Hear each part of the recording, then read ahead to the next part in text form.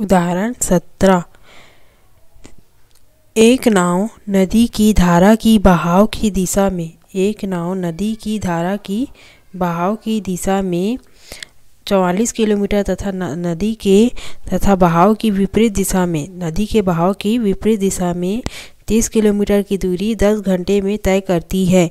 यही नाव धारा की बहाव की दिशा में 55 किलोमीटर तथा बहाव की विपरीत दिशा में 40 किलोमीटर की दूरी 13 घंटे में तय करती है। दूरी और समय दिया हुआ है और चाल हमसे पूछा है, तो धारा के बहाव की दिशा एवं विपरीत दिशा में नाव की चाल ज्ञात कीजिए। हमें पता है चाल बराबर दूरी बटे समय होता है, या फिर समय बराबर दूरी बटे चाल होता है ना। तो क्या दिया है, पूछा है नाव की चाल धारा की बहाव की दिशा एवं धारा की बहाव की विपरीत दिशा में नदी की धारा की नाव की चाल पूछा है।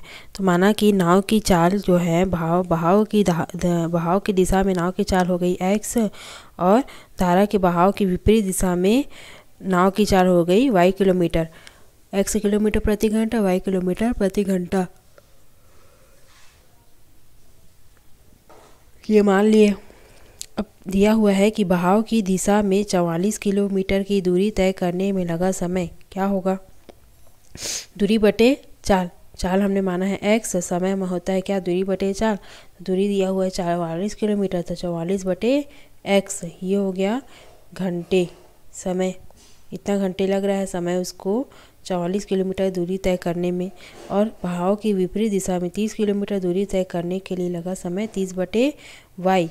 y माने हैं क्या, बहाव की विपरीत दिशा में चाल को y किलोमीटर प्रति घंटा, तो 30 बटे y घंटे। दिया हुआ है कि बहाव की दिशा एवं विपरीत दिशा में टोटल उसको लगा समय कितना है, 10 घंटे है। तो बहाव की दिशा और विपरीत दिशा में की दूरी तय करने में 10 घंटे उसको समय लग रहा है। तो 44 बटे x बर्धन 30 बटे y बराबर 10। ये हो गया 44 किलोमीटर दूरी तय करने में लगा समय, ये हो गया 30 किलोमीटर दूरी तय करने में समय। दोनों को मिलाएंगे तो टोटल उसको 10 घंटे का समय लग रहा है। चूँकि बहाव की दिशा में 55 किलोमीटर तथा विपरीत दिशा में 40 किलोमीटर की दूरी तय करने में लगा समय भी दिया हुआ है 13 घंटे, तो 55 किलोमीटर की दिशा की दूरी को तय करने में लगा समय है 55 बटे x धन 40 किलोमीटर दूरी को तय करने में लगा समय 40 बटे y बराबर दोनों को टोटल को तय करने में लग रहा है उसको 13 घंटे। अब हमें चाल पूछा है, तो समीकरण 1 और 2 हमको मिल गया। अब समीकरण 1 और 2 में 1 बटे x को u माना है और 1 बटे y को v रखने पर समीकरण 3 और 4 प्राप्त होगा।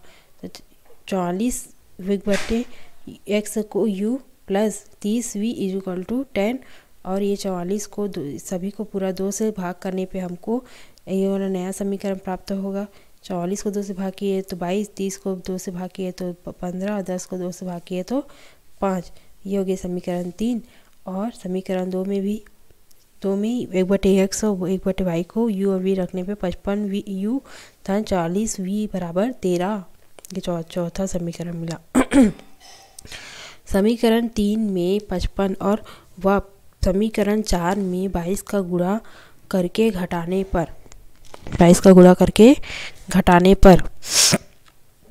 1221 u धन 825 v आ जाएगा। किसमें, समीकरण 1 में।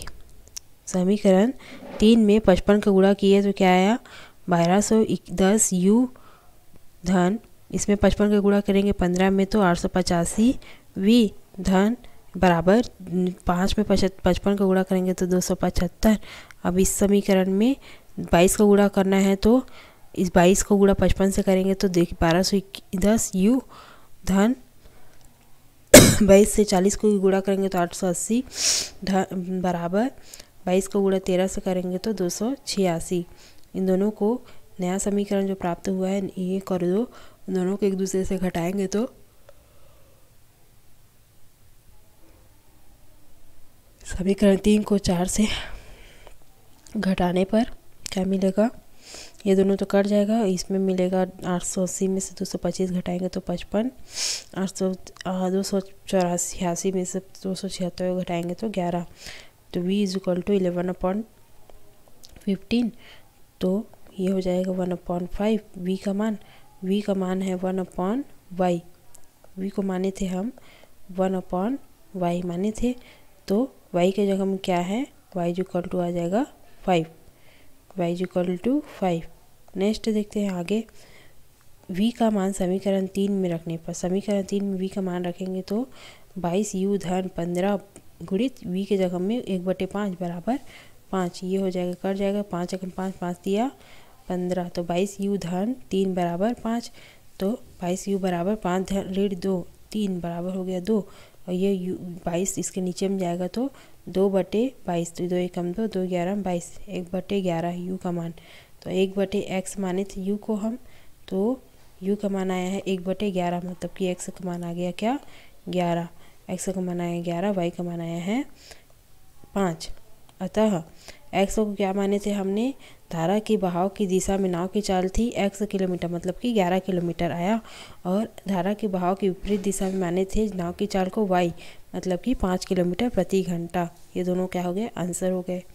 सोचे व चर्चा करें। दिए गए समीकरण निकाय 2x + 5y = 1, 2x + 3y = 3 को विभिन्न समूहों में बांटकर अलग अलग विधियों से हल करें। प्राप्त मानों पर चर्चा करें कि क्या प्रत्येक विधि प्रमाण समान है।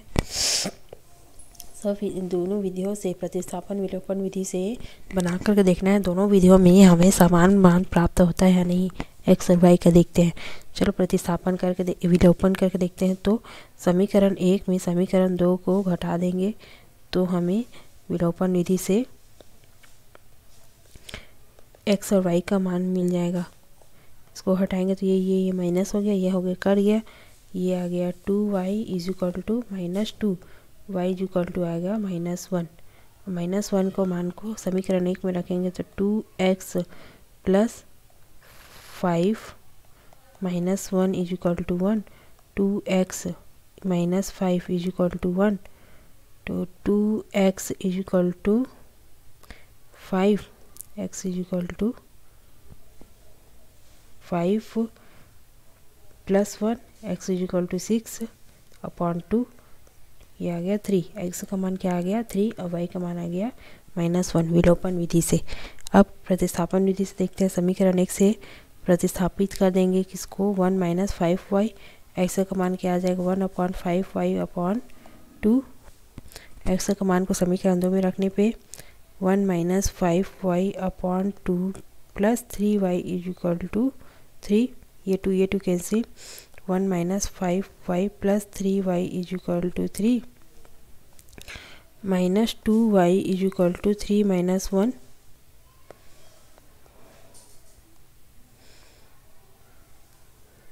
y = 2/-2, y = आ गया -1।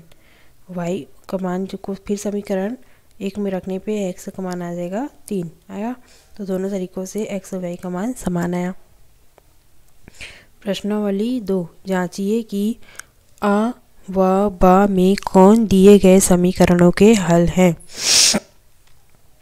अ और ब समीकरण में दो x और y के मान अ और ब के रूप में मिला है। अ में x का मान है 2, y का मान है 5, ब में x का मान है ऋण 1, y का मान है 3। अब इन मानों को इन समीकरण दिए गए समीकरणों में रखना है और देखना है कि कौन से समीकरण के हल है। कैसे पता चलेगा, जब दोनों पक्ष बराबर हो जाएंगे। पहला देखते हैं,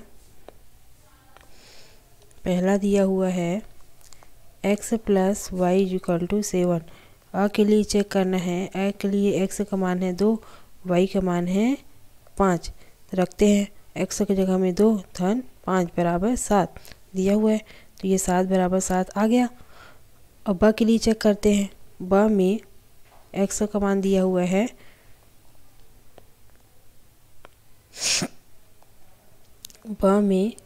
x का मान दिया हुआ है ऋण 1 और y का मान दिया हुआ है 3, तो x + y = 7 में रखना है। x की जगह में ऋण 1 + 3 = 7, क्या आएगा 2 = 7 जो नहीं आया, तो अ जो है वो समीकरण 1 के लिए हल होगा।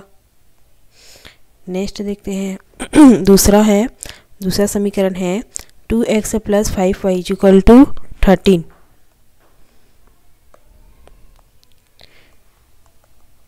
2x + 5y = 13।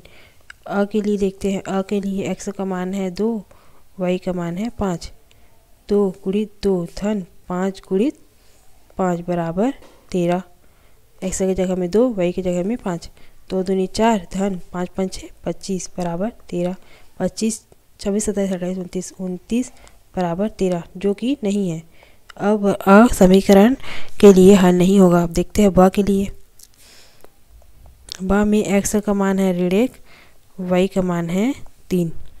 रख के 2 ऋण 1 धन 5 3 बराबर 13। ऋण 2 धन 5 दिया 15 बराबर 13। तो 13 बराबर आ गया 13 के। तो समीकरण 2 के लिए ब समीकरण का हल होगा, जहाँ पे x का मान है ऋण 1 और y का मान है 3। जब दोनों पक्ष बराबर आ गए तो इसमें नहीं आया था, इसमें आया, मतलब कि ब समीकरण के लिए हल होगा। नेक्स्ट देखते हैं। तीसरा दिया हुआ है 2x - 3y = -11।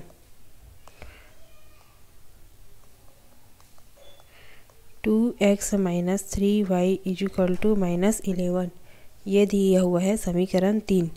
अ के लिए चेक करते हैं। अ के लिए x का मान है 2, y का मान है 5।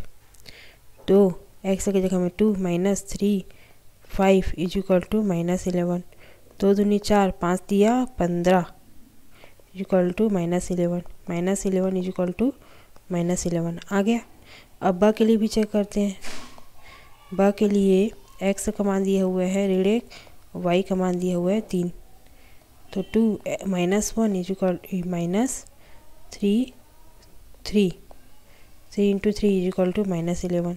-2 -3 दिया 9 = -11।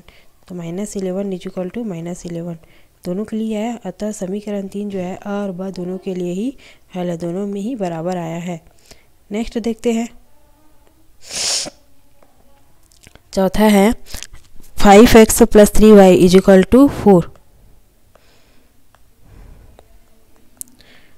5x + 3y = 4।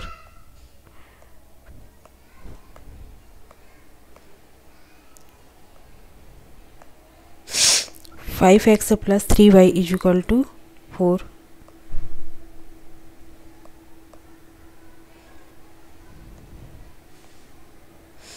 आ के लिए देखते हैं।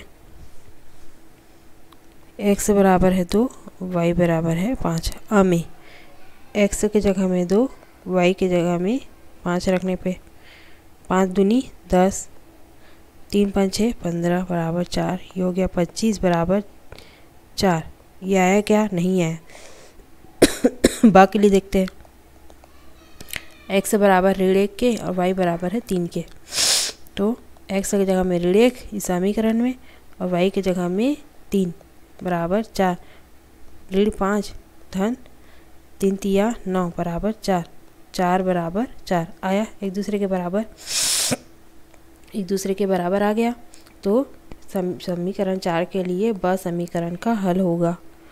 नेक्स्ट देखते हैं। इसी प्रकार से ये दूसरा प्रश्न भी बनेगा। इसमें भी अ और ब का 2 ठो मान दिए हुए हैं x और y के लिए। सभी समीकरण, इसमें सब समीकरण में 2-2 समीकरण है, समीकरण 1 समीकरण 2 ऐसे करके दोनों समीकरणों के लिए अ और ब को चेक करना है और दिखाना है कि कौन सा, अगर दोनों पक्ष बराबर आ गया अ के मान रखने पे या नहीं आया तो ब के मान को रखेंगे और दोनों पक्ष अगर जिस मान में बराबर आ गया वह उस समीकरण का हल होगा।